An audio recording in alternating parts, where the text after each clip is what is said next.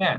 So actually, since we're sort of a little after 7, I'll just go ahead. Most of you, I think, already know Rex. For those of you who don't, Rex Daugherty is an Oklahoma native, been living in, graduated from OBU, and Rex and I have been friends for a very long time now. We first, I guess, met, did a production together in 2004 at OSP. So he's an OSP Yeah, vet. He was in Midsummer Night's Dream. He was in a couple other shows there that summer. I think he just did one summer. Is that right, at OSP? just one summer, yeah. He's then since moved to, he lived in New York for a while, and also now he's been a DC resident for, gosh, what, 15 years? Is that right?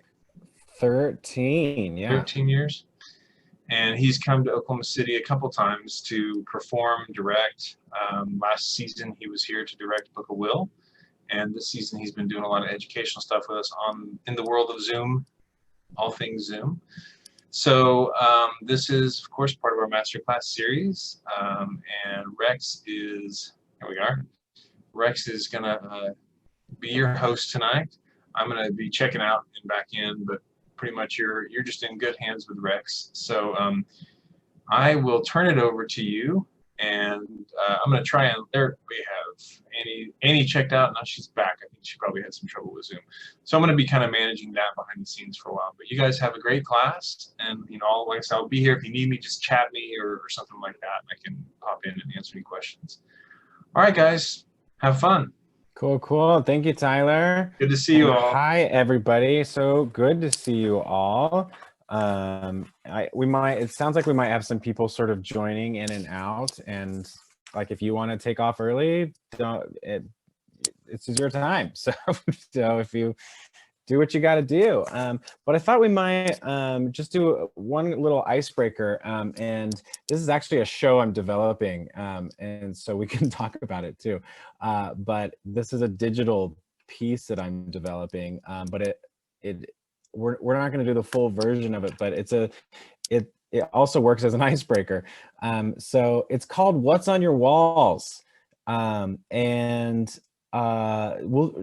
condensed version of this is tell me your name, tell me where you are right now, and then just show me something on your wall. It doesn't have to be literally mounted on your walls. It could be a trinket on your desk or bookshelf. But what is it, something that has a story to it that we would just never know unless you told us? Maybe something that is significant to you, or maybe it's just sort of maybe it's not a big emotional, like this is the picture of my dead dog or whatever it is. But just anything that you want to share about that object. And I'll go first to sort of show you how it goes. It's really pretty simple. So it's even within arm's reach. This is a ukulele. It is, I call it Mango. And although it's made out of pineapple wood, I got this in Hawaii let's see, I graduated in 2000. I graduated high school in 2001. So I've had this since 2001. It's a really well-built instrument. It's a soprano. It's held up really well. It was I've used it in shows over the years. I've recorded a few things with it. It's also just music is a big part of my life, so it's just been a companion for me over the years. It's also like a little thing that you wouldn't know about it. To me, this is the only souvenir I got from that Hawaii trip, and it was the last trip my family took together before my parents got a divorce. My parents divorced when I was in college, and so that was the last like family vacation we got, and so or that we took, and so part of that is sort of embedded in this memory of like I always have that story with me, and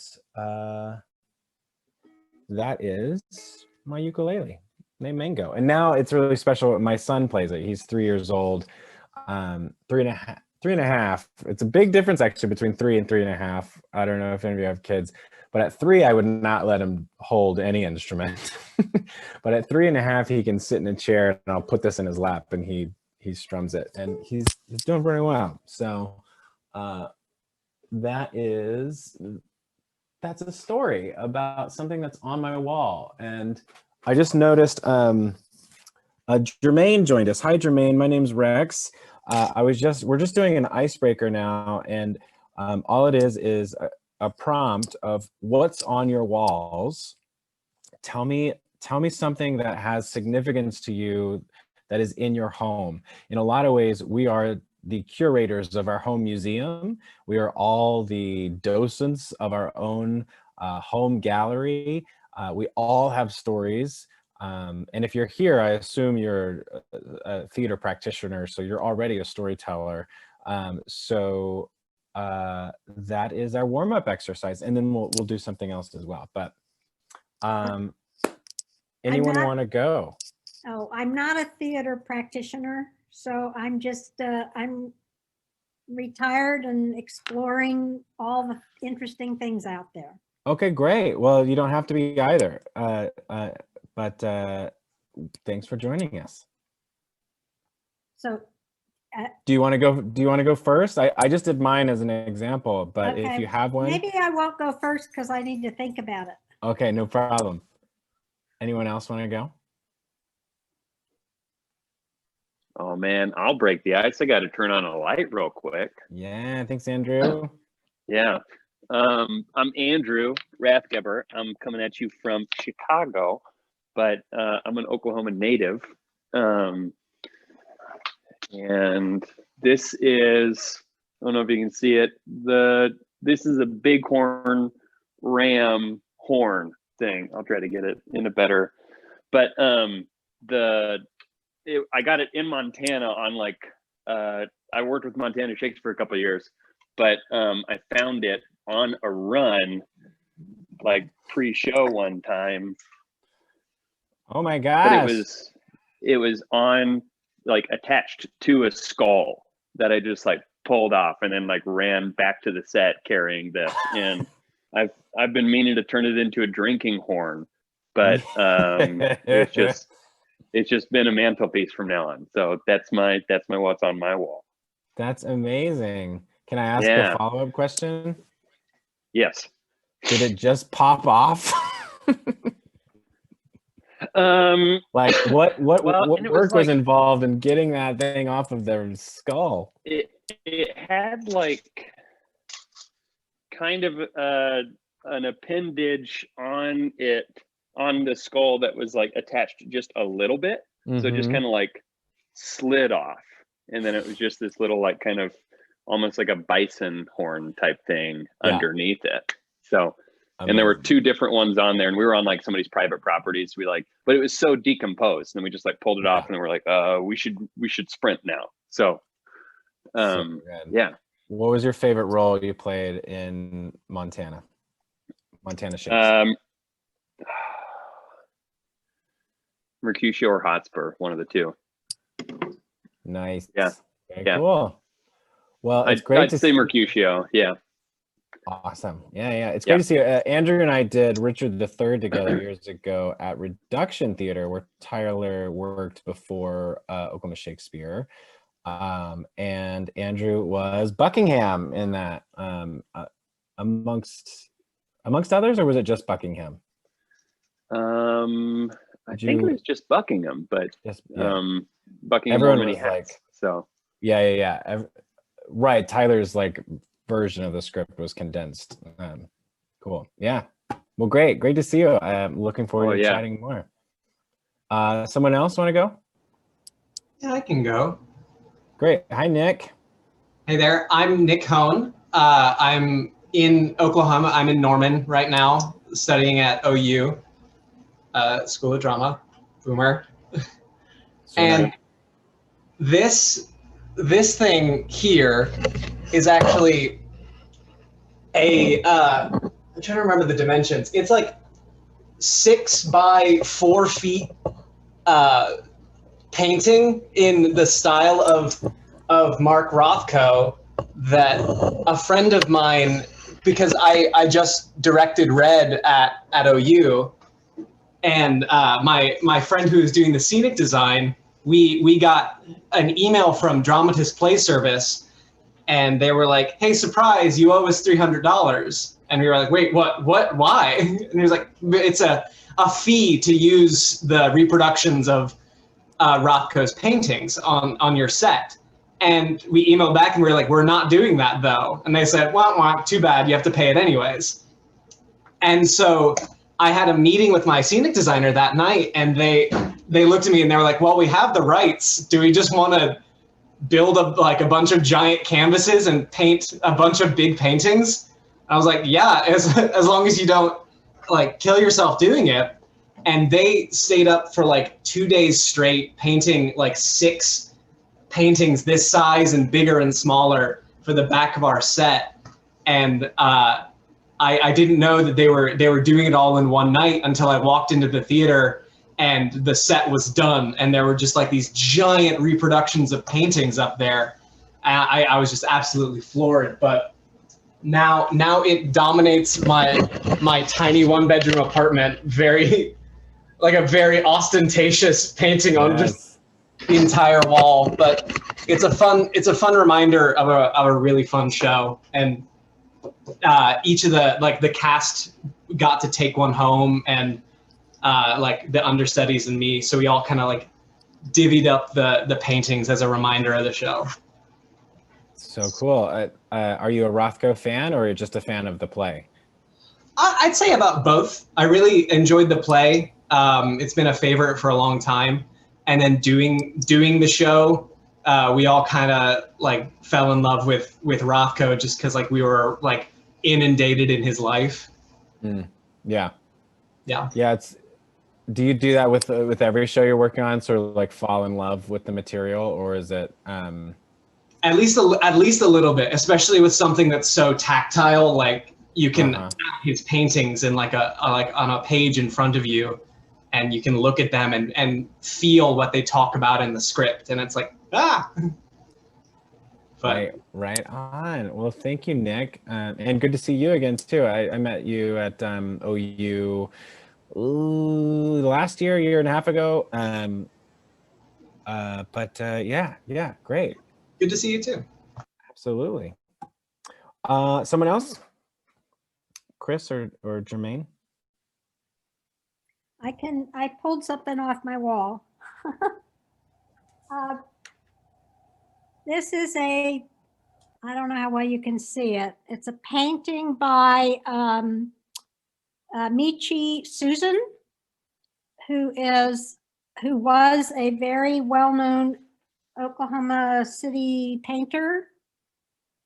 She was from Japan, and she was there. She saw the flash from Hiroshima,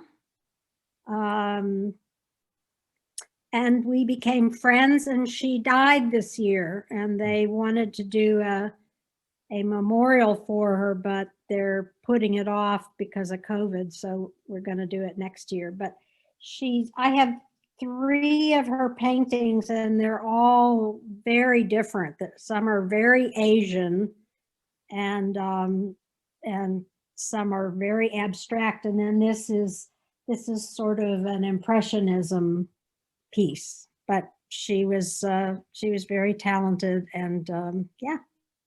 That's so cool. And can I ask, when you look at that paint? Oh, sorry. Go ahead. Sorry, you were saying something? Oh, I was just saying she was almost 95.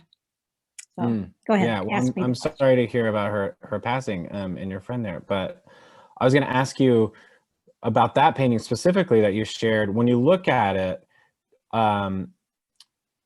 do you think about the painting, or do you think about your friend, the painter? I think about both. I bought the painting because I liked the painting, but it had extra special meaning to me because I knew the artist. So, but it's a scene of a little breakfast nook with coffee cups on the table, and they're looking out a window at what looks like a river and countryside. So it's Yeah, sort it of looks very, it very, looks like a great way to start your day. yeah. Well, I love that. Thank you for sharing. I'm Chris. Chris. I Hi. guess a bookshelf on my wall came with my wife. Actually, I'm a first-time newlywed as of 5 years ago, and her father, my father-in-law, built this bookshelf, and we lived on the same cul-de-sac, and I would admire her from afar, and finally got up the courage to introduce myself. At any rate, he built this, and we moved it from that house to this house, and it fits. I have one little shelf up here with the theater scripts that I've either read or performed in, and that's my one little shelf. I've got she lets me have a little stereo down here, but she tested positive for COVID. She came down with symptoms last week, and she got her results this Sunday, and we went, wow. We've been isolating since last Monday, so Thanksgiving was a lot of fun. I had Thanksgiving with her via FaceTime. She was in the back of the house. I'm in the front of the house. But oh my gosh. I think I might get a 10 out of 10 on Room Rater with this bookshelf that my father-in-law built. So, of course, we got COVID kitty here, but I had my COVID test this morning. Hopefully, I come back negative because she's younger than me, so it was fairly easy on her. But yeah, well, hope sending her a speedy wishes or speedy recovery wishes. The thing is, we were so cautious. We haven't been out to dinner since March. Anywhere we go is masked. It's in and out. So if as cautious as we have been, and she was exposed and tested positive, I'm saying everybody just needs to be careful with this deal. Yeah, unfortunately, not everyone else is as cautious as you are, but yeah. So wait, can I ask a question about the bookshelf though? Sure. Are those mostly her books? A great many of them are her books. Some of them are mine. Where were all of these books before you had a bookshelf? Well, like I say, she's had this bookshelf. She's had it. It was hers. Her father built it. Oh, I see. So it came with her. So gotcha. It was part of the package. So lucky me. But we usually get our book sales at the Friends of the Library book sale. So we go nearly every furniture piece in my house is from my wife. Yeah. And it was like from her grandparents or something. I bought a bar. That's what I have. I'm like, I got a bar. Got the bar. Yeah, I inherited a lot of furniture through my wife as well. Well, that's great. Well, thank you all for sharing all of that. It's great to not only get to know you a little bit, but get to know what's around you. I have one other question that I want to talk about, because I thought that this tonight's masterclass might go a couple of different ways depending on what you all want to talk about.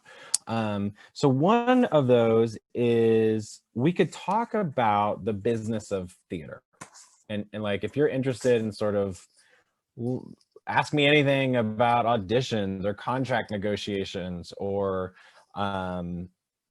your website or side hustles or getting work, we could spend time talking about that. So think about that, or we could talk about self-producing. which I think is something that's pretty interesting. Like if you have an idea or a show that you want to produce on your own, we can sort of talk about the how-tos of that. These things aren't necessarily mutually exclusive because there's only five of us. I thought there's gonna be like 20, so I thought we'd have to pick. We could probably get to all of this. So I just want to throw that out there of like, here's what I thought this class might be about. But I wanted to hear from you too. So what I'll do is I want to hear from all of you about like, basically, why did you sign up? Like, what are you interested in this masterclass about? And then what I'll do is I'll say a little bit about my background and sort of what I've been up to the last, well, I mean, like how I got into, sort of started off in my career, and then what I've been up to the last few years.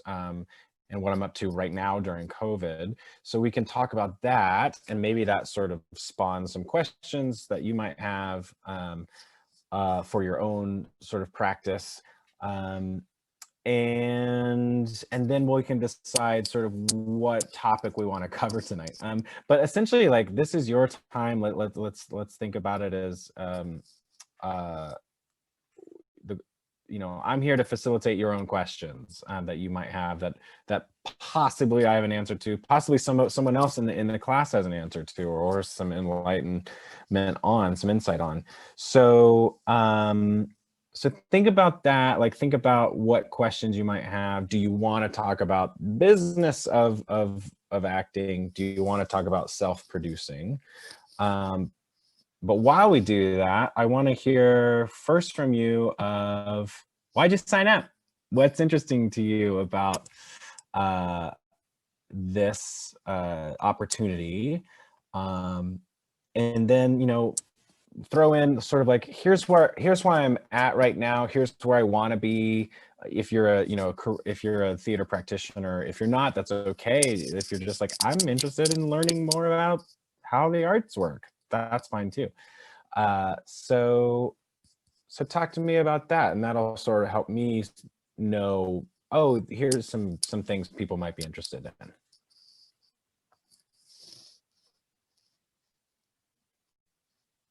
Yeah, go for it, Nick. Yeah, I had some questions about sort of as like what this sort of probably apply both pre-COVID mostly, but also during COVID, to how it's adapted. But what your duties as the artistic director of a theater really entail? Like, what do you need to do, and like who do you work with on a day-to-day, and how has that changed from your duties before COVID to how they are now? Yeah, that's a great question, and I'm gonna see if I can even. I have a document I'll share with you. I'll share with all of it. I recently just wrote a very long document about what do I do as an artistic director for my board, because I think boards don't understand what artistic directors do. And so I have a fresh document that'll sort of show you, yeah, here's sort of all the stuff I do. So maybe let me see if I can share a file in the chat. Yes, I can. So Nick, I'm gonna send you this, and of course anyone can open it, and maybe that spawns some questions as, what is it called? What I currently do for Solo Zuma. So yeah, well, that comes through. So that's great. So Nick, you're maybe interested in like being an artistic director or being involved in some sort of, is that right? Is that what I'm inferring? Mm-hmm. Great. Either starting my own theater company or working up through someone else's. Yeah, great. Good to know. Where is this document? Okay, there it is. Tell me if you can open that in the chat. Hi, doggy. So Nick is interested in talking about artistic director duties. That is super exciting. What else? Anyone else? Hopefully my dogs won't screw it up. I guess I look at, I watch people I was a teacher at a medical school, and I felt that teaching had a lot of theater in it if it was to be effective. And I also look at behaviors of people and I sort of see theater in everything. And I guess I'm curious to ask all of you, if you look at the world as a theater, politics especially, but you know, I look for authenticity in people, and I think they're either really good at acting or they're really authentic. I don't know which one, but anyway, but I've always been fascinated by human behavior and how it's portrayed in real life as well as on stage. Yeah, that's really interesting, Jermaine. And am I saying your name correctly? Is it Jermaine? It's close. It's Germaine with Jermaine. Yeah. A bit more zhuzh in there. Jermaine. So let me kick this question back to you to see if this is a way of phrasing it. You're interested in talking about theater skills that transcend the art form. You know, like performance skills that might have applications in any sector of life, right? Mm-hmm. Okay, great. I think that's something that maybe we can all chime in on when there's an opportunity. But I think that's certainly a good idea, especially for like talking about side hustles and stuff that other performers might be interested in. Cool. Anyone else? Yeah, I guess reason I signed up for this class was that my mom is subscribed to the Oklahoma Shakespeare email list, and she sent me that. She's like, Rex is doing a class. I was like, what? I have nothing to do on Monday. You just want a cocktail recipe. Right, yeah. I don't know. I think that's a good question. For me, kind of right now, I've been writing a lot and workshopping ideas a lot more. And I know that we had talked last October or November or something, and I was kind of looking at different markets even. Right. And, that kind of panned out at the worst possible time. But yeah. But I was doing an educational tour in Montana over the fall, and that was the first educational tour that I had done with them, and I've done some like school shows in Chicago, but not like education focused or like program focused. Mm-hmm. So kind of,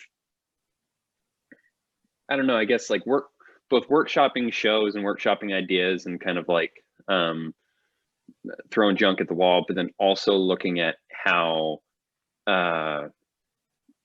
you can be more effective artist educators. And this might just be more for a brainstorming session, but kind of thinking of like, especially as like a cisgendered white guy in 2020 going into 2021, like how can I help facilitate conversations that are topical and inclusive and promoting of diversity, and then have that in a school setting in a way that, like, as Jermaine was talking about, kind of like looking at all of those things that make somebody authentic or make somebody a good actor, and like how can you kind of discuss those in like a real world applicable setting? Because we would always have that question in, especially kids like small town Montana, not too different from small town Oklahoma where I'm from, but that would, just have like glossy eyed, like, oh, I want to do what you do. And I was like, I don't know if you do, it's not great, but kind of like still being able to take those life skills and the value, because it's like, if you want to hire a good worker, hire an actor, because they know how to show up and they know how to do the job well. Like, but how can you facilitate that for people, and and still make everything else around the world seem as cool as that, you know, Mhm. through young audience outreach in a way, whether or not it's workshopping a show or workshopping skits or something. But, you know, I think that we've got such an imaginative platform that there's a lot of potential there. Yeah. Yeah. And let me ask about the education thing. Is there a certain age range that you've been working with or that you're interested in mostly? For me, mostly high school, middle school. And I did, whenever I was a senior, I also went to OU. I did a Shakespeare class at the Sooner Theater, but that was like first grade through, I think I had a sophomore in high school.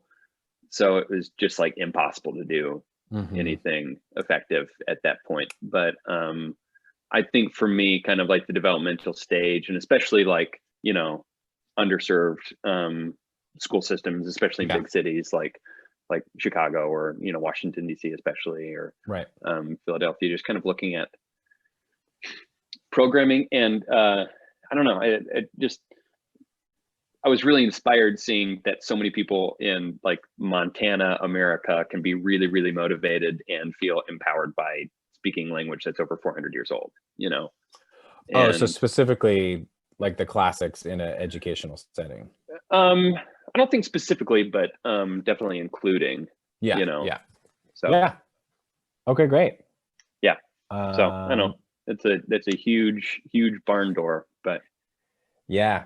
But there's a lot of opportunity there too. And I've taught over the years at various levels and at various companies that would either are totally educational and focused or have a you know, a performance wing and an education wing, and I can sort of share some of my own experience with that. Well, and I guess I'm also thinking, like, I've been kind of delving back into like founding generation of the states and kind of going back through all the nuances that nobody remembers about those periods of time and how like three-dimensional those people were. And I just think like learning in an engaged way and theatrical practices are really able to do that as far as like break down characters, break down personalities versus like glorifying a very specific hero, you know? Yeah. Breaking down like, why do we see that person as a hero? Right. You know, Yeah. that person was also as faulted as anybody else. So yeah, good.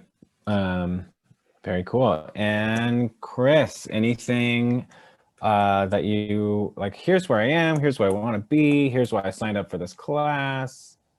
It's because my wife's in quarantine and I've got nothing to do. A little bit of all of that. Of course, I'm on the mailing list as well, and I saw the classes, and I'm recently retired as of last March, or semi-retired at any rate. I've never been able to pay the rent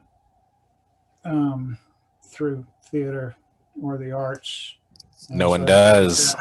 I've always had some other day job, which always made me a little bit crazy. But I saw the classes were online, and it's I enjoy the energy of being able to and keep learning. I've been involved somehow in theater for the past 50 years. I haven't done a show. The last show I did was about a year and a half ago, I think, on stage. Recently, I say recently, but for some time now, there's a fairly strong film community in the city and state right now, especially with the rebates and what have you. So I go on auditions for a film, and haven't booked much. I've booked a couple of things. It's really hard to book. I think it would be easier if I had more of a unique face. But Because of the COVID, I've been doing a lot of self-tape, which has Yeah. been a challenge. I invested in a scrim and some lights, and there's free editing software that's pretty good, actually, that I use to put together the audition.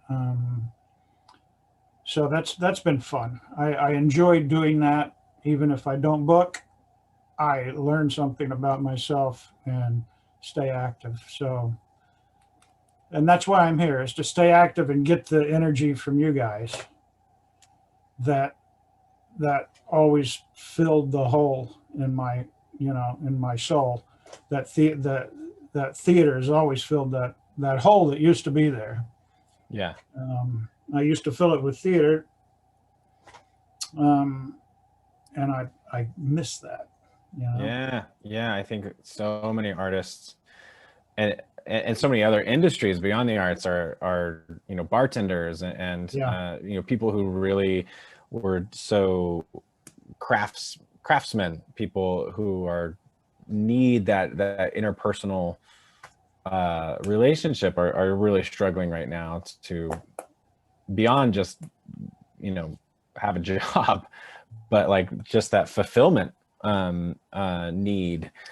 So yeah, maybe, I'm trying to sort of encompass all of this, but I think Chris, like I'm hearing sort of like actor life thoughts and like audition mentality, fulfillment mentality, and that can kind of spin into some of these others. So let me tell you a little bit about my background, and then let's just have a conversation around some of this stuff, and if it shakes loose anything, great. And yeah, we can just have like a Reddit ask me anything session. So I grew up in Oklahoma City. I went to I studied theater in school at Oklahoma Baptist University, which is not known for its theater program, but it was really good at the time. It was the small program. I got a lot of experience while I was there, I did a few summer stock gigs while I was still in college, which is actually how I met Tyler. I did a season in between junior and senior year that was at Oklahoma Shakespeare. And then I did those regional theater auditions called UPTAs, United Professional Theater Auditions. It's an opportunity to get in front of 90 to 100 companies in one audition. At the time they're at Memphis. I don't know if they're still in Memphis, but it was, not too long of a drive from Shawnee to get over there. In a weekend got a bunch of auditions. And then I took sort of the regional work and kind of bounced around regionally for a couple of years following wherever the job was. The first job was at a children's theater and educational company in upstate New York called Merry-Go-Round Playhouse, which was also a big regional house in the summers. And their summer show their summer season would attract like a lot of Broadway talent, sort of getting out of town for the summer. But throughout the year, we would tour educational shows throughout the state of New York. And this company had a brilliant, Andrew, this was a really smart thing that this company did. They had this Native American show that was about the Iroquois that lived in New York, and the nation's name for themselves is actually Onondaga, but we would know them as Iroquois. But they wrote this show into the curriculum of New York State school curriculum, and it was brilliant because they will never go out of business. So this company tours this educational show. It was called, the play was called "There Once Was a Longhouse Where Now There Is Your House." So even this is 2005, it had a smart way of gently acknowledging that there was displacement, that these are unceded lands, where people, Americans took over the space, but the show didn't necessarily dig into that too hard. I think it toured to 5th grade, so it wasn't you bunch of colonizers, but it was educational and experiential. And every show had a workshop before the play, where actors would go into the classroom, talk about the history of the Onondaga people, and I had some reframing of like I just said earlier of you might know them as Iroquois, but their name for themselves is Onondaga, and so.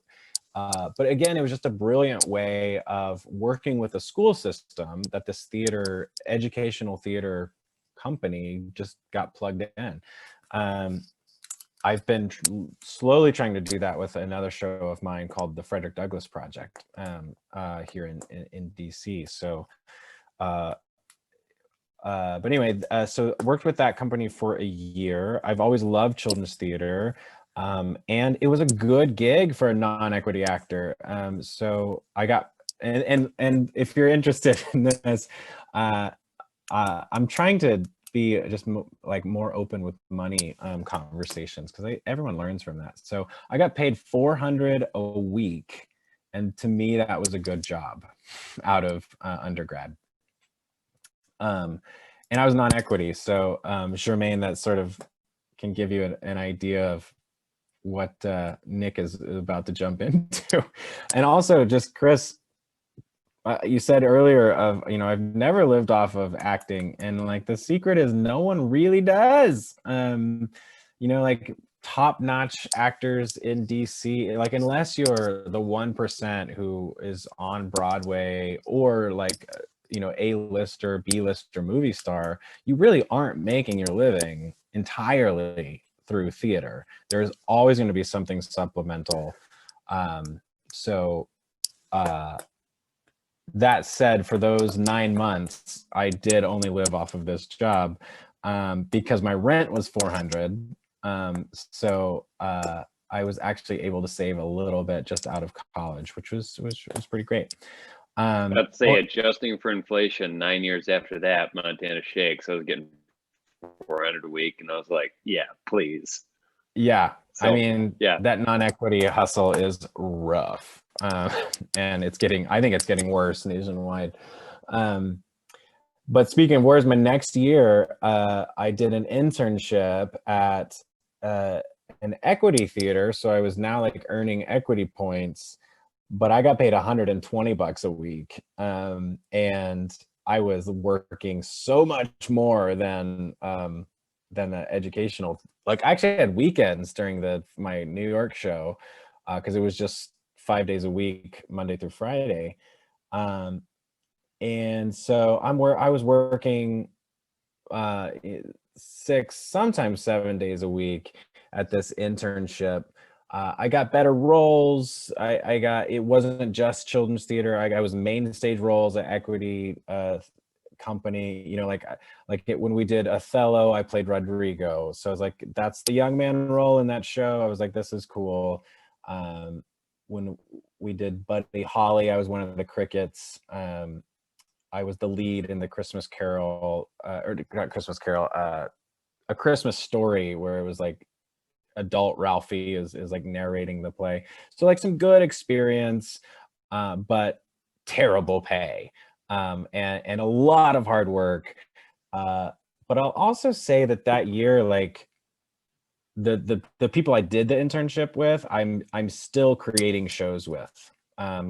We really forged a fraternity of sorts that year, because internships, which are they should be illegal. They technically are, but that's not enforced. But you're working so much and so hard and living together in group housing.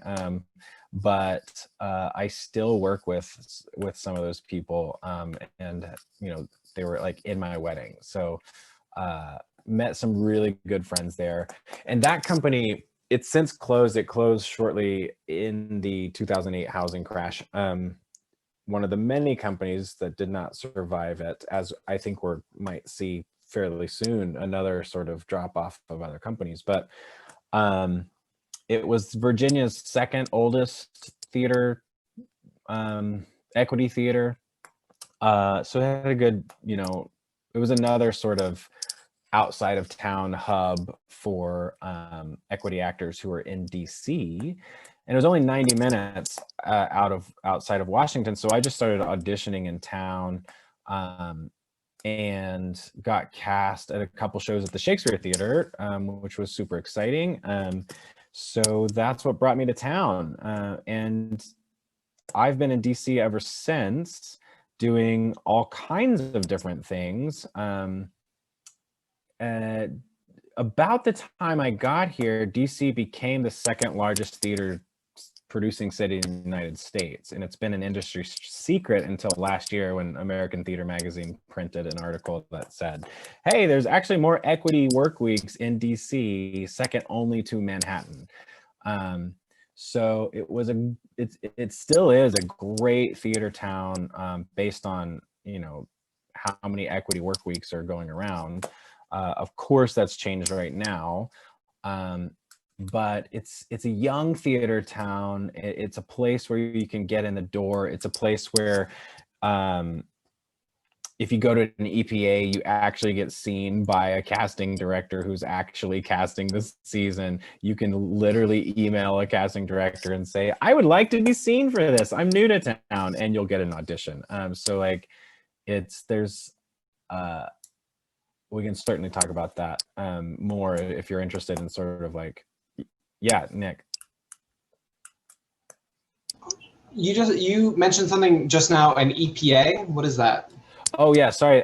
So an EPA is an equity principal audition. Every equity company has to have one or two, depending on whatever their rules are, EPAs, equity principal auditions, per season. So once they choose their season of work, they have to have a audition for equity members.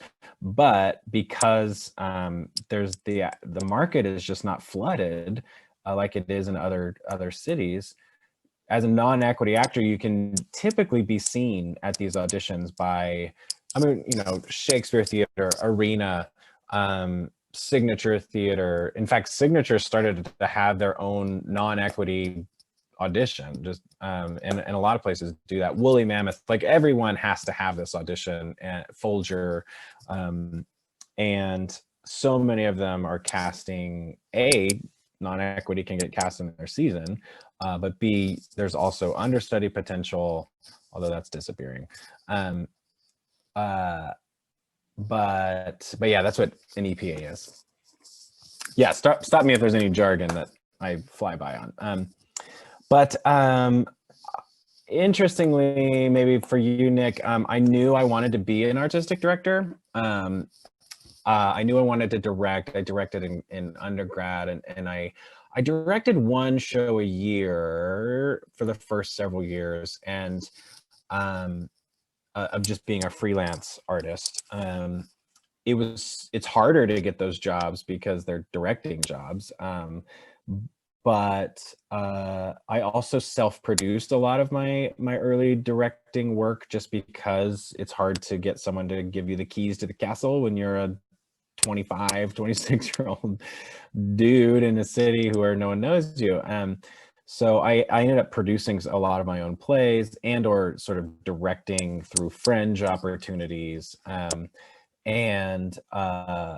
But knowing that I wanted to be an artistic director and producer, because I wanted to set the tone of a company. I wanted to create a good place to work, a safe place to work, because I've been an actor on the bottom of the rung of the ladder, and I know what it's like to work in not great situations. It was always important to me to take care of all the artists who are in the big tent. And further than that, I because I was a director as well, I have a specific vision of what I want theater to look like and feel like.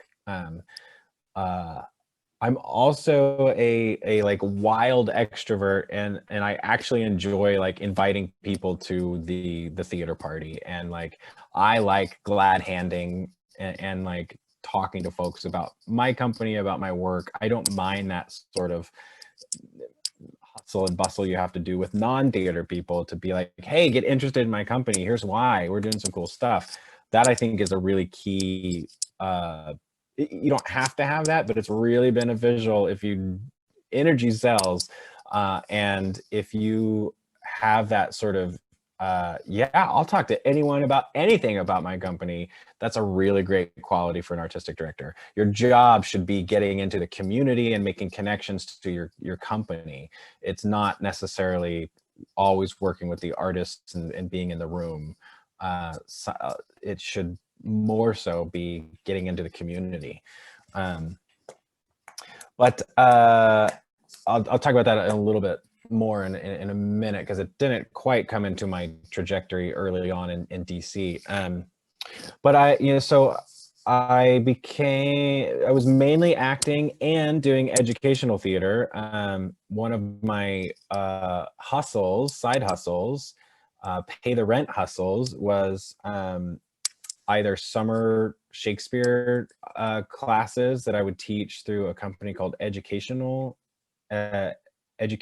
Theater Company, ETC, and those were classes that ranged from second grade through high school, and we would put on a Shakespeare, and the teenagers would direct.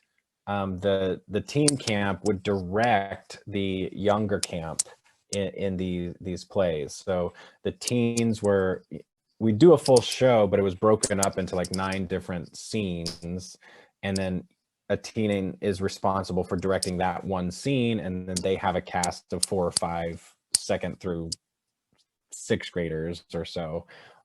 It was a really cool, I didn't create that model, but it was a really cool model, especially if you sort of grew up through the camp, because you learned as an actor, and then you became a director in your process of this camp.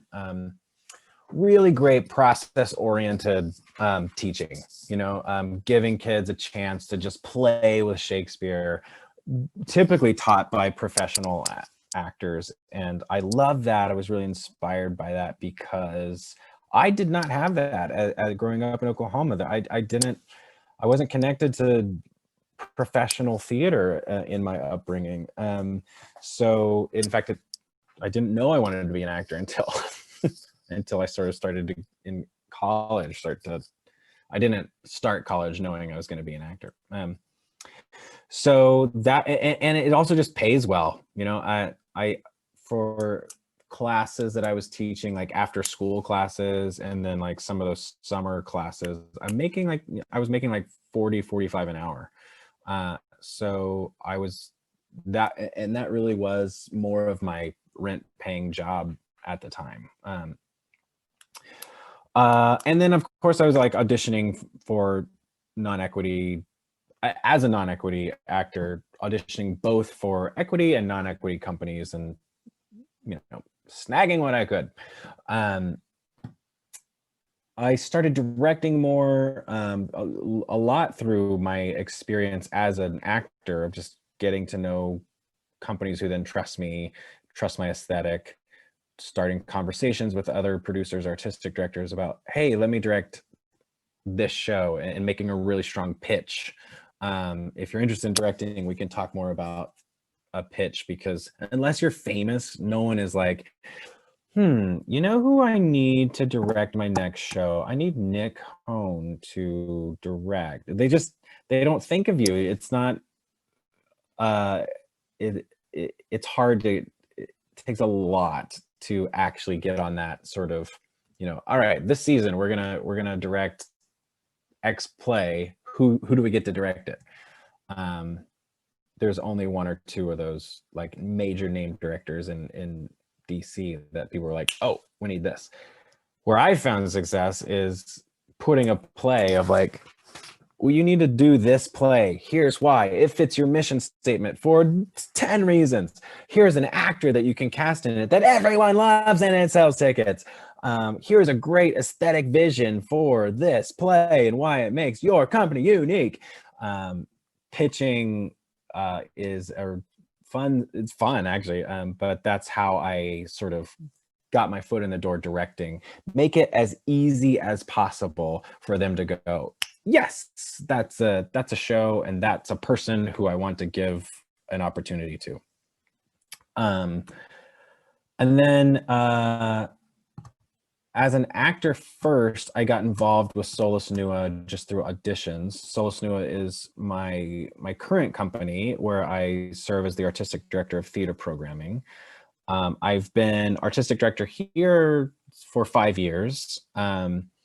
But I got involved as an actor in 2008 with our founding artistic director. She just cast me in a show.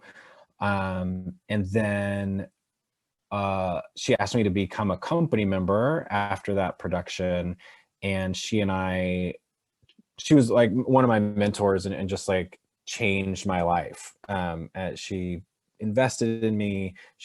And just asked me, you know, like, what do you want in your career? And so she brought me into her inner circle of just helping plan seasons, talking about producer elements, talking about directing elements. And then she tragically got sick. She's okay, she's better, but she left the company to go back to Ireland. She was a citizen in Ireland, so she went back for healthcare for her cancer treatments, and then just didn't come back. And so the board was left in kind of an emergency situation, and we did not produce theater for 5 years. And then 5 years later, they sort of asked me like, hey, we know that you were working with Linda. We've seen shows that you've directed around town at other companies. What can you do for us for theater? And I asked, well, what's your budget?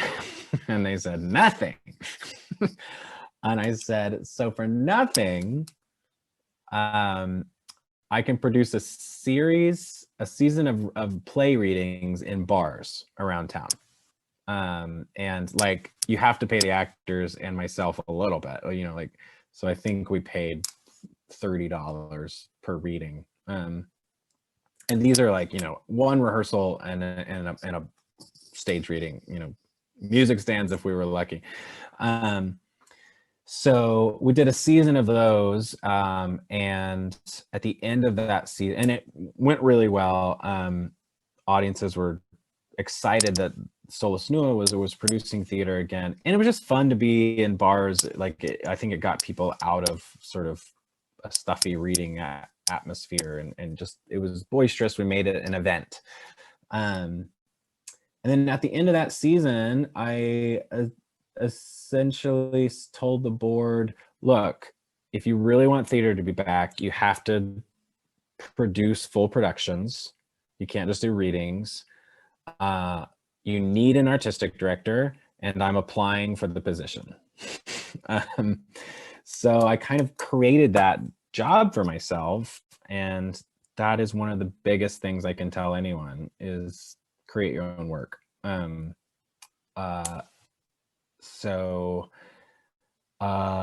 and since then I've been doing I still freelance, but most of my work is with Solus Nua as sort of my home base, and we do all contemporary Irish work. We commission, we present, we bring shows over from Ireland, and we have been actually doing really well during COVID because we don't have a building.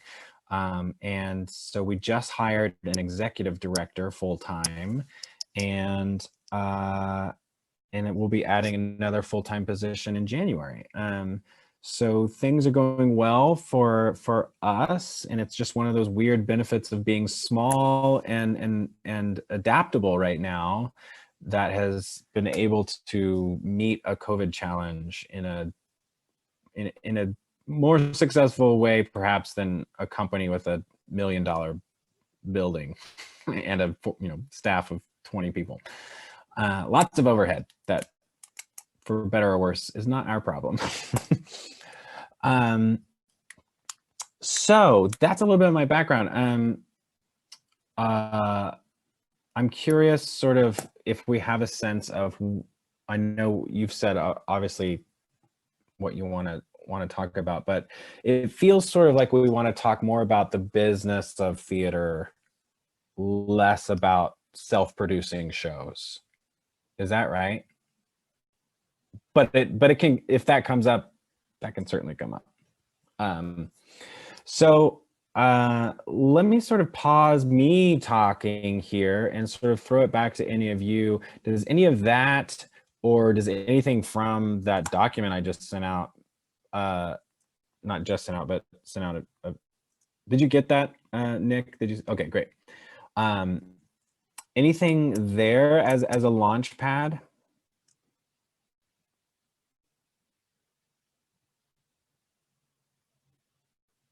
I can certainly talk about more educational stuff or side hustles that I've had that have been, actually, let's talk about that first.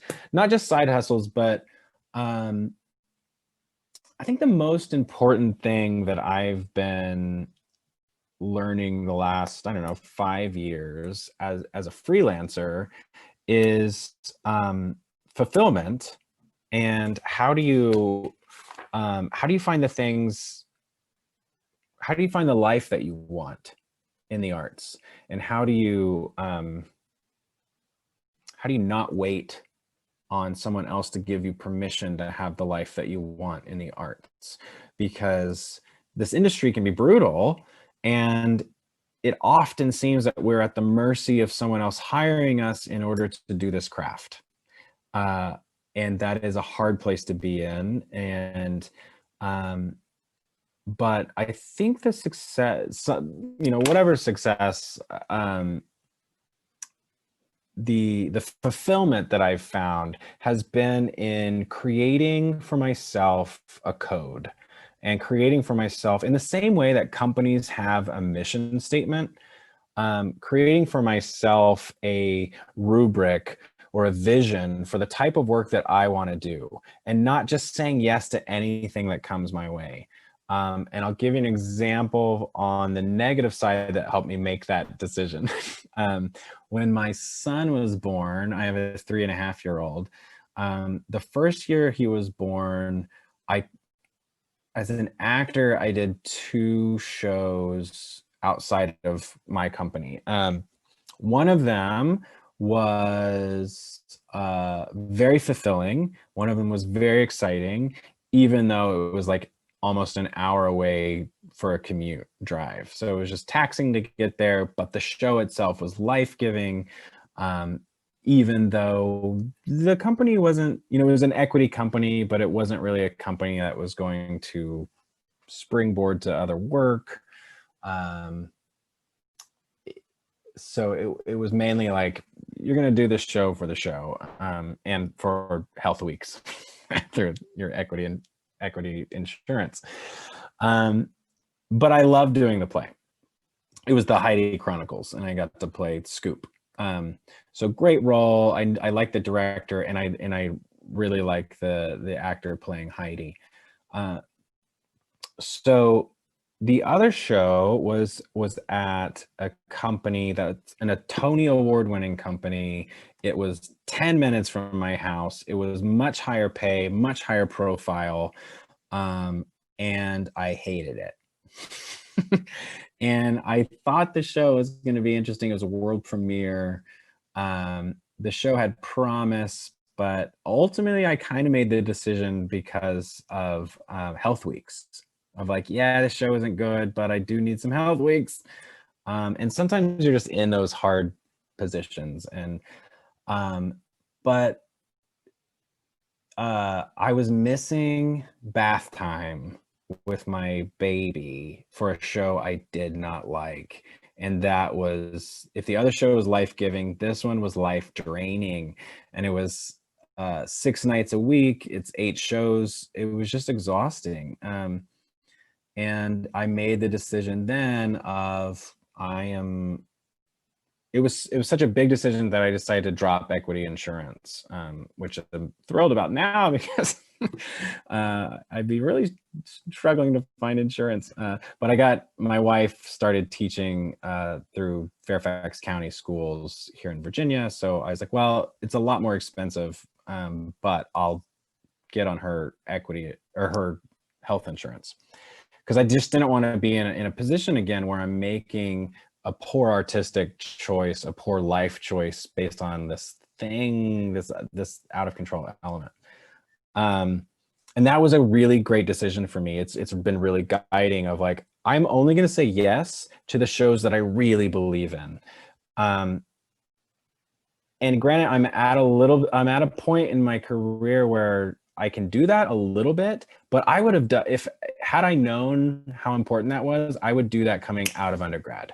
Like, you're not too young to say no to a show.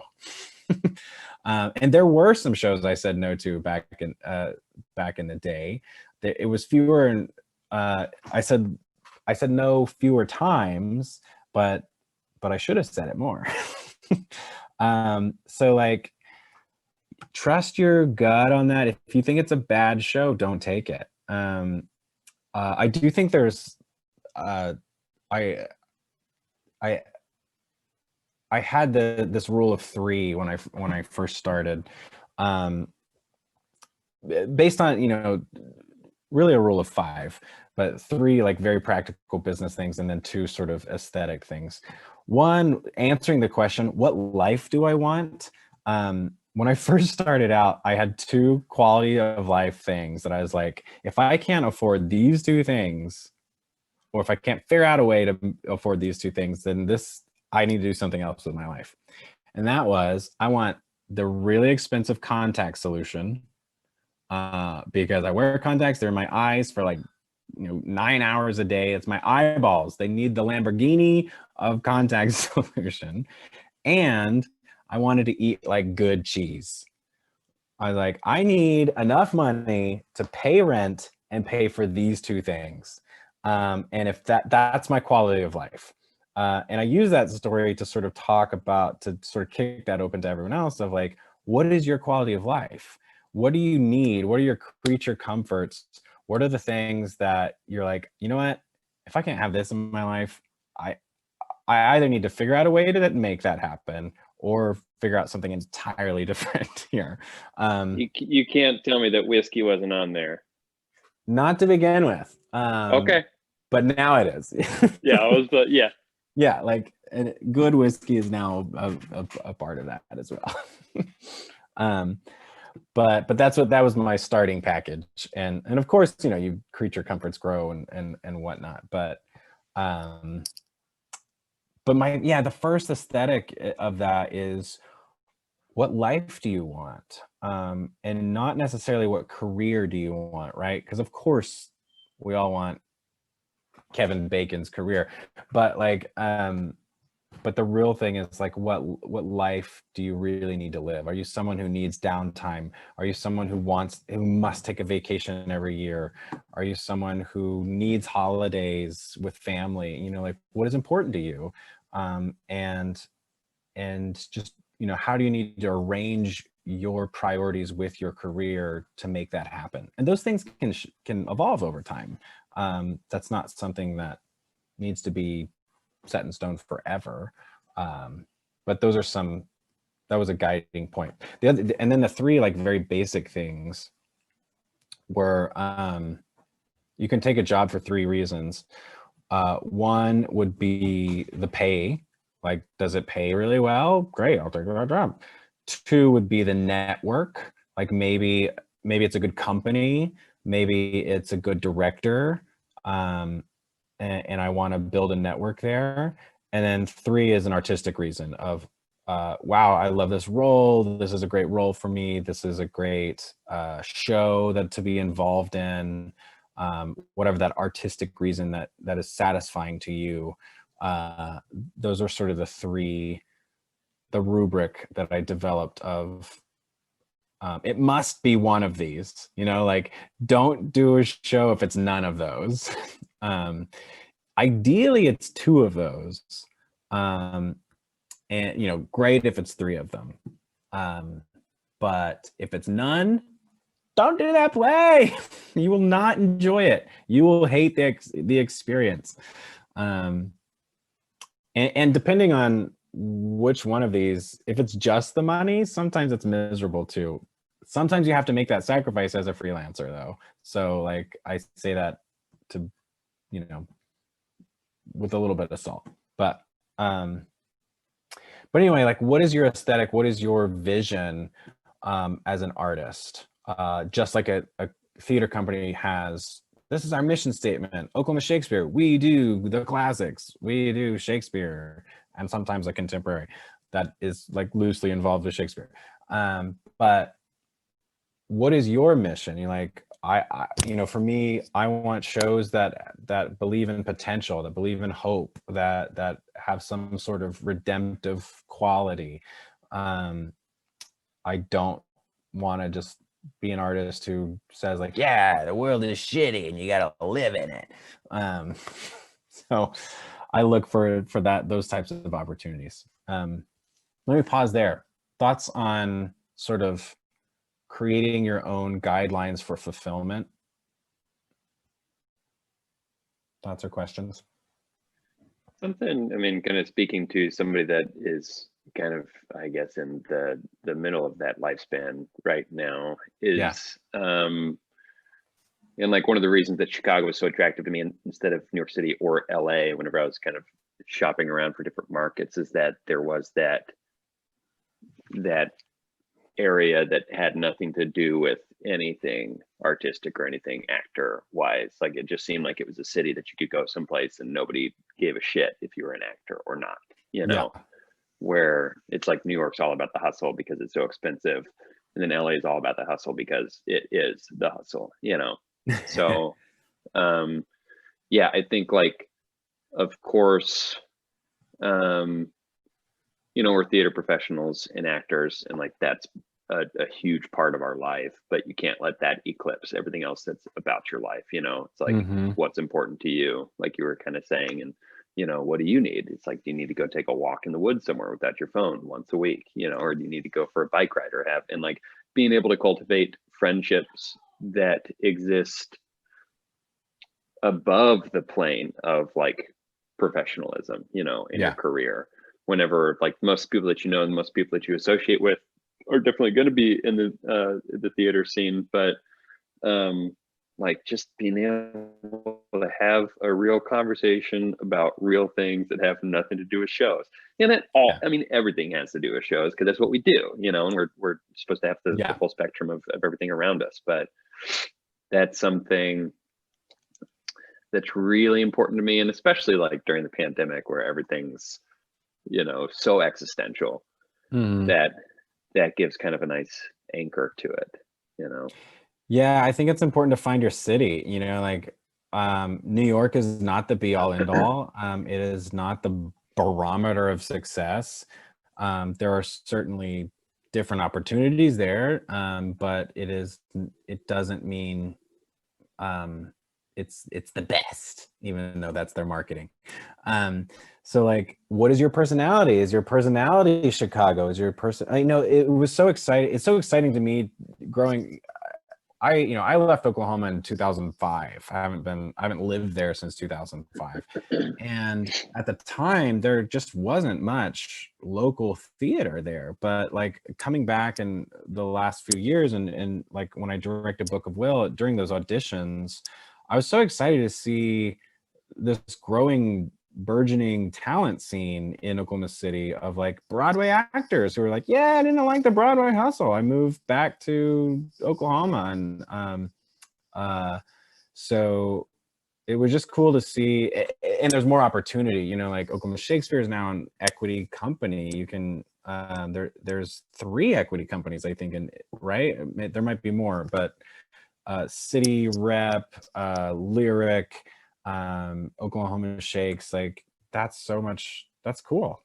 So like not only finding your city, but like, what is your relationship with theater that you want to have? Like, do you want to do, like, you don't have to do theater as your like bread and butter to like, or as your main everyday thing. Like, you could do 2 shows a year, and if that keeps you happy, you know, like Chris, whatever your sort of interaction with how often do you want to be doing plays, you know, like even like you know, A-level actors in DC, most of them are like professors of theater at colleges, and they do 2, maybe 3 shows a year, and they're teaching. You know, they have, again, that they're not making no one's making a living in DZ prices off of a, you know,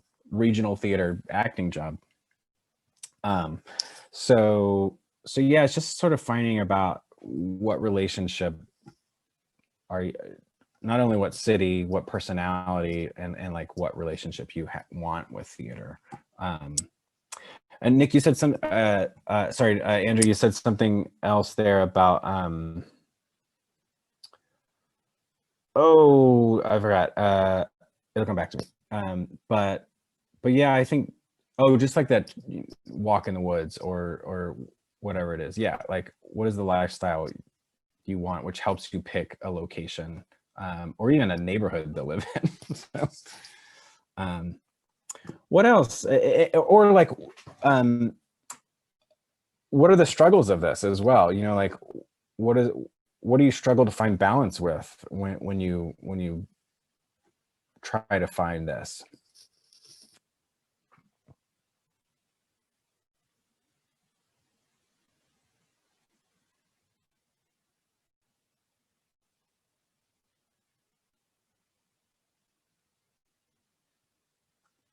Or we can do something else too. I'll leave that question hanging. We can come back to that. But was there any other thoughts or questions sort of about the fulfillment rubric?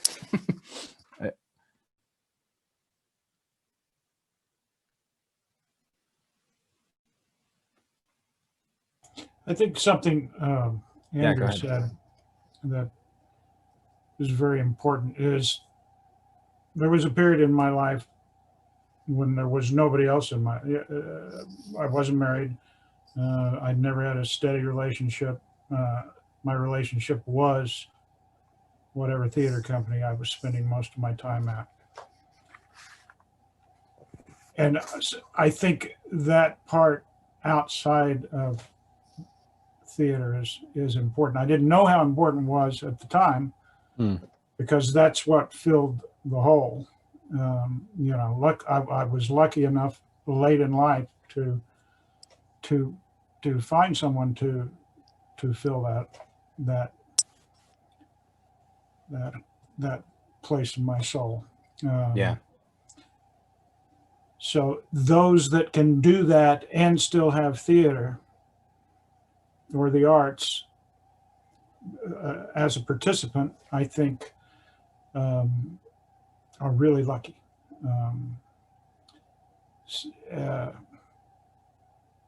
And I still long for that. I'm so frustrated because I'm now in a situation because my position was eliminated back in March, and I've decided, well, I'll just do semi-retirement kind of thing, do contract work to pay the rent, and or help my wife pay the rent. And then there's COVID. So I've decided that I can't. There are actors out there that went out and did shows, and there's a couple of companies that, or at least one that I know of, that's currently doing shows. I'm not exactly sure what protocols they're taking.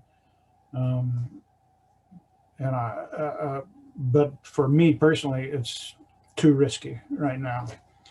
Yeah, of course. And I wish it wasn't so risky right now, because I really would love to be out there doing something. But I Right, guess but that Andrew mentioning that part above theater, I just feel really blessed to have found that in my life, and I think it would probably make my choices and stronger that I would make. I don't know. yeah, I mean, having a kid for me was one of the most crystallizing things for my career, of just again being like very comfortable with saying no and saying like, if I do this, here's what I need. And truly, like, you are not your resume. You are not the roles that you want to play or did play. You are your relationships. You are a friend, a lover, a son, a mother, a brother, a father, a pet owner, like you are your relationships. You are not your resume. And so for both of what you are talking about, Andrew and Chris, that thing above, right, or the thing deeper than that, whichever metaphor you want to go, I think that is so key to, I mean, and that's true for life, any vocation, right, like any career, that's just your balance of being a human and a workaholic. But I do think it's especially prone, the arts, I think, prey on people who are willing to give more, and hopefully, I do think we're seeing that change, particularly because of COVID. I think that'll hopefully be a good thing, that we see change out of our industry of, I'm not going to do your show unless you provide me guarantees that I'm not going to get sick right now. So yeah.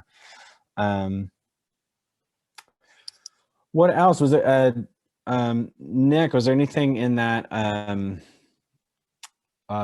responsibility? Like, here's what I do as an artistic director. Is there anything in there you wanted to sort of branch off from? Yeah, sure. I was just about to type into the chat that I hope that the pandemic kills unpaid theater internships. Yes. Oh man. Just because every time I like look at a theater's website and I see like, oh, like internships, and I click on it, it's just like find your own housing, like, we will give you college credit for 70-hour work weeks. Right. No, it's brutal. It just does not make sense. It's unpaid but labor. that's like such that, I mean, you run into that problem with Chicago as far as like, you do, and I'll make this quick, but like an 8-week commitment for production or a 10-week commitment for production that pays $50. You're like, well, I'm not going to do that. But there's like 100 people that are going to.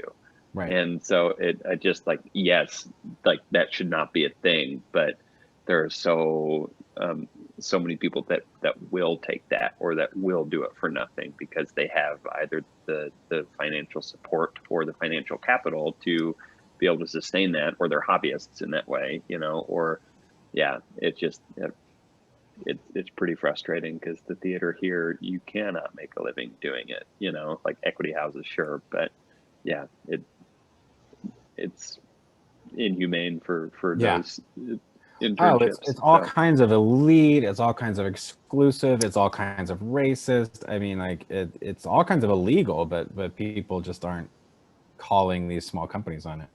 Jermaine, what were you going to say? Yeah, with symphonies and choirs, they're now doing these Zoom productions. Are there any theaters that are doing Zoom theater? Yeah, I mean, there's quite a bit. I mean, there's a smorgasbord of it. So you could look around and see all kinds of digital offerings. My company produced a digital play that was called Emoji Play, and you texted the actors in real time during the show, and they were texting you back. So it took place over Zoom and WhatsApp on your phone. I think Pollard is going to do their territorial Christmas online. Oh, cool. Yeah, I mean, everyone's trying to make the best, you know, and there's a range of things. There's like filmed, you know, archive productions that are just being streamed. There are readings on Zoom, and then there are shows that sort of have an interactive element. Those to me are the most successful ones, just because they lean into that sort of live aspect of theater. But Nick, we all got sidetracked there from what you were going to ask about that artistic director document. Yes. Oh, and it's good that Tyler just joined, because maybe he'll have some insight too. Tyler, Nick is about to ask an artistic director question. Uh-oh. So this sort of is like my biggest question, sort of about like how to run a theater, is when it comes to fundraising, grant writing, and community engagement, and how much support both with OK Shakes, with you, Tyler, and with Solus Nua in DC, how much you have to balance like maintaining a community of theater like donors, or how much support you get from cities or grants or like extra governmental organizations, like where like how do you maintain a balance between something that's like artistic integrity, maybe in a time like this, where a play that focuses on social justice might be really important to do, and balancing keeping the really elite, like really sort of ingrained like theater going populace in most cities from like dropping your theater company? Yeah, so just it's a good question. Sort of how to balance your mission with your fundraising, essentially. Is that what you're saying? Yeah. Yeah. So I think one thing is, as you're raising funds, the story of your company is always going to be the most important thing. The mission statement of your company is so important. It needs to permeate everything you do as an organization. Everyone needs to look at any single program you go and be able to make a mental connection of, oh, that's why they're doing it, because they do, you know, if it's Shakespeare, like, oh, well, they're doing Book of Will. That's because it's about the first folio, and they're a Shakespeare company. Boom, it makes sense. If it's my company, they're doing contemporary Irish arts. You know, is this like one of the most dynamic Irish plays or Irish artists, or, you know, what about this is contemporary and innovative and fresh and new? That's sort of the brand that we want to be synonymous with us. And so that it, what you were saying, like you perceive maybe a struggle to get like dynamic programming with fundraising, but I'm saying, if you've sort of told the story of your company the right way, you're finding the right people who want to fund that. You're finding the people who, because Tyler, you know, if you're a Shakespeare company, you're not going to get someone who's just like, you know what, we really like to fund musicals and contemporary plays. It's like, well, great, Lyric, go to fund Lyric. They need another one. But like, if you are a lover of the classics, and if you are, you know, you love Shakespeare, well, then that's the people that Tyler and Catherine are going to try to recruit to fund their work. For me, if you're a Irish diaspora, an Irish citizen, if you have Irish heritage, and you're kind of tired of sort of the St. Patrick's Day, you know, whackity schmackity too.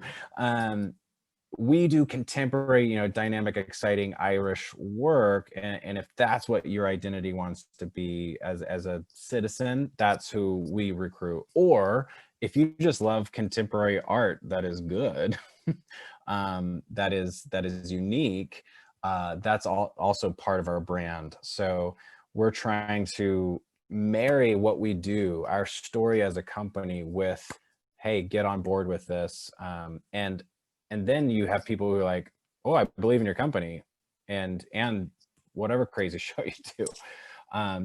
So that's part of it. That's mainly for individual donors, is what you seem to be asking about.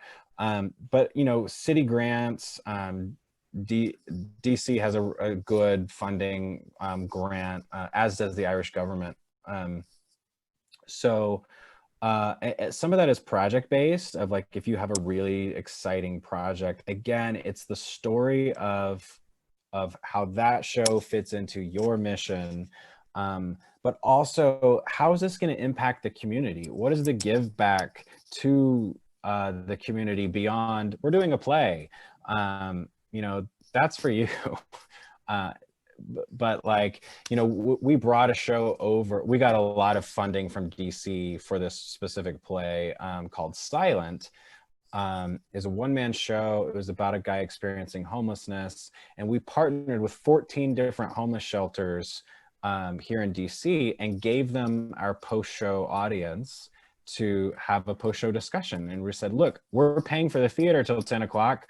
We're going to give these homeless shelters a platform to come essentially pitch to our audience members who are now primed because they just saw this story about a homeless man, primed to give, primed to volunteer at that organization, or just primed to sort of change their mind about how you might encounter a homeless person on the street. That was a huge, like, investors saw that, donors saw that, and found it. You can write about that in a foundation grant. You know, what are the ways that your company is giving back is a huge way of sort of, I don't know, attracting that grant money. Tyler, what do you think? Well said. I mean, I agree. In my years as an AD, I will say, you know, one thing, Nick, if you're, you know, thinking about starting a company, or Andrew, you know, if you guys, you know, young artists in Chicago, and I know, Nick, you're probably thinking about moving somewhere, and you'll probably find yourself in need of surrounding yourself with like-minded, you know, artists who want the same things out of theater that you do. And that's what my wife and I found in New York when we started Reduction Theater. And we founded it on a principle of doing more with less. And we existed for 10 years doing that until we got kind of burnt out. I think that's the one thing I would warn you against, is getting burnt out, because it's a real problem, especially with the founder or someone who's created a company to begin with. So always be looking towards, you know, what you want out of this, what is good for you in your personal life. You know, don't let it ever take over. That being said, you know, I think that there's a lot to piggyback on what Rex was saying. You know, there's a lot of room for doing what appeals to you as an artist will appeal to other people if you do it with passion and integrity. You will attract people. I mean, to borrow a phrase, if you build it, they will come. You will find people that will come to your theater. And then what you'll find is they will be dependent. They will depend on you to speak truth with your voice. So if you do whatever your facet is, whatever your niche is, if you're into Irish theater, if you're into Shakespeare, if you're into LGBTQ plays, if you're into whatever it may be, that your niche, you find that niche. It doesn't even have to be that niche, right? But it can be something that really motivates you and your group of people. As long as you're speaking truth to that, then you'll attract people. So let me give you an example. Rex did Richard III for us. Well, he mentioned, I think earlier, that I kind of reimagined that play a little bit. Andrew played Buckingham in that as well. Andrew played, I think maybe a couple of others. No, you played some other role, didn't you? We just had this conversation earlier. Yeah. Didn't you? I don't think I did, but I mean, I was maybe kind it of wasn't because you came back. That's right. You had that one scene. Oliver did. Oliver did. That's right. But yeah, we set it, so we took this play, this classical play that everyone knows and loves, or thinks they know and love, and we set it right after the fall of World War I. We progressed through the Weimar Republic, took it into World War II and the beginnings of Adolf Hitler's Germany. And so we drew this parallel that was, like, for me, historically interesting, because that's what I love history.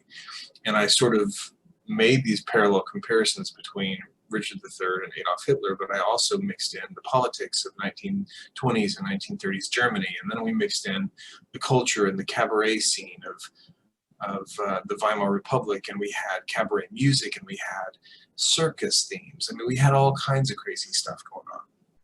And, you know, it is not a production that you would see at Oklahoma Shakespeare in the Park. It's not a production that you would see at probably the Public Theater, but it is definitely a production you'd see at Reduction Theater. It's a production that you would see probably in some small off-Broadway house or some small house in Chicago. The point being is that it was an opportunity to do something, and we packed the house like every night. I mean, it was to capacity. Now, to be fair, our capacity was like 75 people, but still, in Oklahoma City, we packed the house. And we did that night after night because people they were hungry for that thing.